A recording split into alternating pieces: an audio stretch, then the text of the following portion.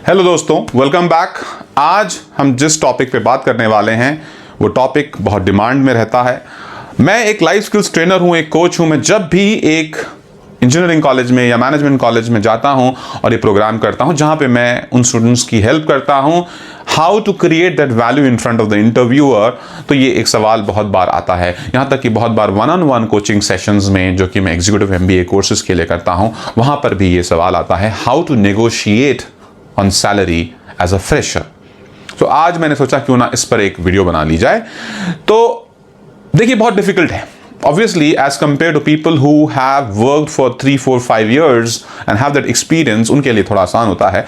But आपके लिए, जो कि आप फ्रेशर हो अगर, तो ये मुश्किल होता है क्योंकि आपके लिए बहुत कुछ बोलने के लिए नहीं होता है। तो आज मैंने सोचा कि कैसे आपके लिए ये वैल्यूएबल बनाई जाए और आप फर्दर इंटरव्यूअर के सामने अपनी वैल्यू क्रिएट कर पाओ और उसके बाद फिर नेगोशिएट कर पाओ।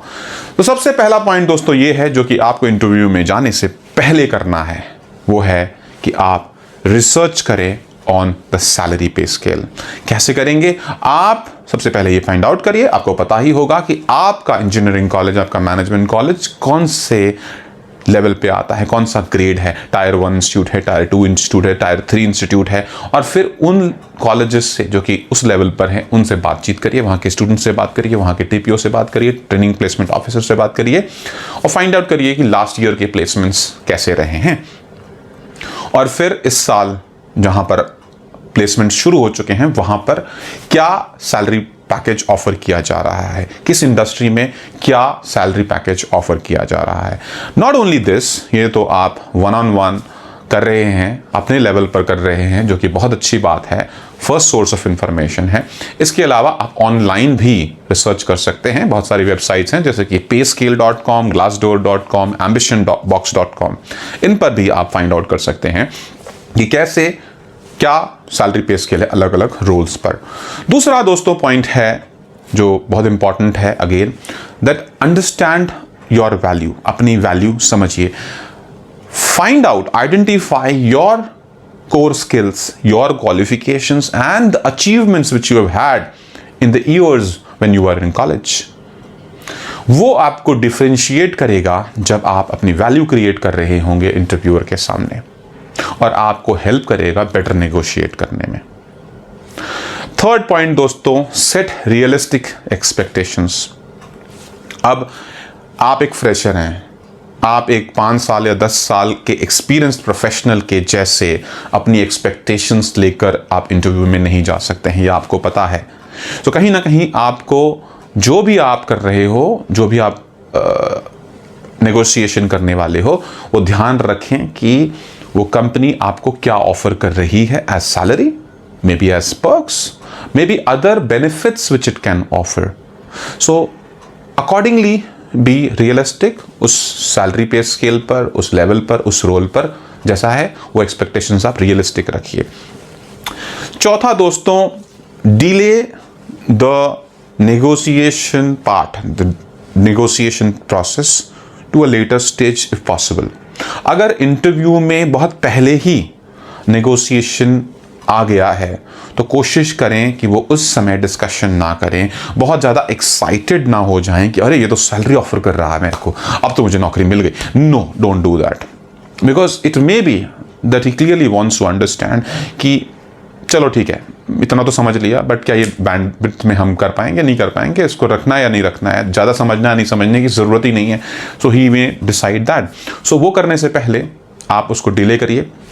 डिले करेंगे तो आप अपने आप को और अच्छे से प्रेजेंट कर पाएंगे, थोड़ा और टाइम लेकर, फिर आप सैलरी पे जाएं तो ज़्यादा बेटर है।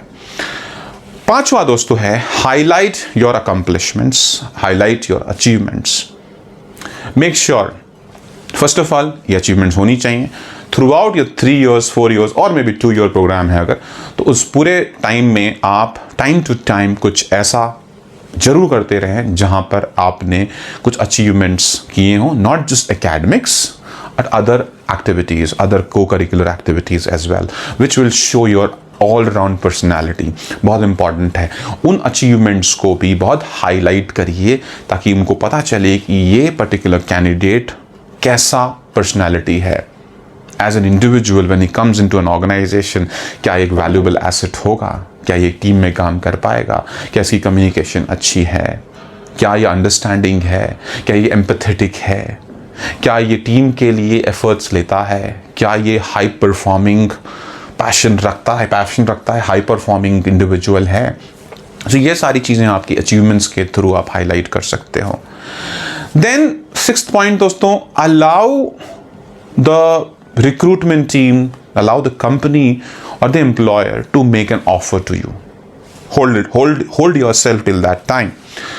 इससे होता क्या है कि इससे कहीं ना कहीं आपको ऑफर किया जा रहा है तो आपकी से थोड़ी सी बढ़ जाती है। वहां पर बहुत इंपॉर्टेंट है कि आप अपने अचीवमेंट्स को प्रेजेंट करें और एक रीजनेबल तरीके से उस पर्टिकुलर नेगोशिएशन को आगे लेकर जाएं। नेक्स्ट है दोस्तों, प्रेजेंट अ कॉम्पेलिंग केस। मतलब आपने अपनी अचीवमेंट्स हाईलाइट कर दी, उन्होंने आपको ऑफर मेक कर दिया, अब आपका टाइम आया है।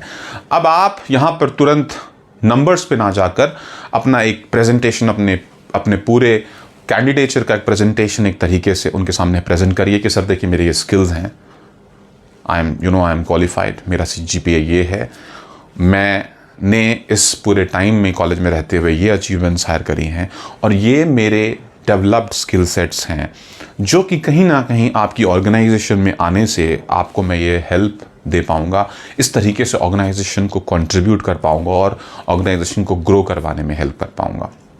सो ये प्रेजेंटेशन बहुत इंपॉर्टेंट होता है। यहाँ पर मैं क्या ब्रेक होता है, ध्यान रखें, यहाँ पर एक बहुत कॉम्पेलिंग केस आप प्रेजेंट करें अपना।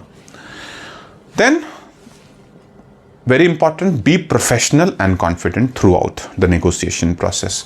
याद रखें, हायरिंग में नेगोशिएशन एक पार्ट होता है और वो होना ही है।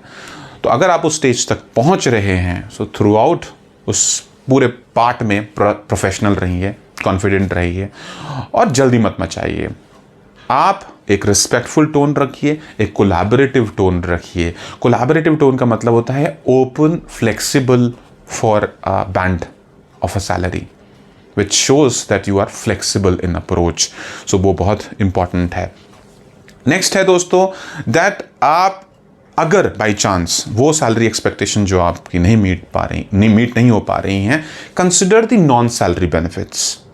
Just in case if the salary which you proposed has not been taken that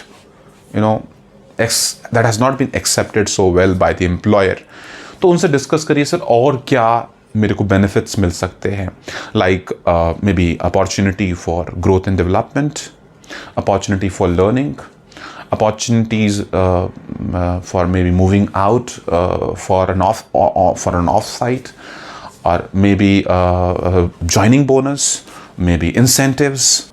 So this would also help the employer understand कि ठीक है salary पे focused है, but at the same time he is ready to explore other things also, and he is wanting to get into the organization because he's more interested in delivering his value to the organization. Last but not the least दोस्तों, बहुत important है, जो कि हमारी ज़िंदगी का एक बहुत बड़ा हिस्सा है, जिसको हम वैसे ये वर्ड थोड़ा सा नेगेटिव कॉनोटेशन में चला जाता है, पर फिर भी बी रेडी टू कॉम्प्रोमाइज। दोस्तों देखिए, कॉम्प्रोमाइज़ का मतलब ये नहीं कि आप कुछ भी सैलरी एक्सेप्ट कर लें, जस्ट इन केस आपके एक्सपेक्टेशंस से एग्जैक्टली मैच नहीं करता है, थोड़ा सा कम पे भी आपको अगर ज्वाइन करना पड़ रहा है, तो आप ओवरऑल वैल्यू देखिए उस जॉब रोल की, उस जॉब रोल में रहते हुए उस कंपनी के ब्रांड की वैल्यू को देखिए कि किस तरीके से आप और क्या गेन कर सकते हैं if you stay in that organisation for 4-5 years.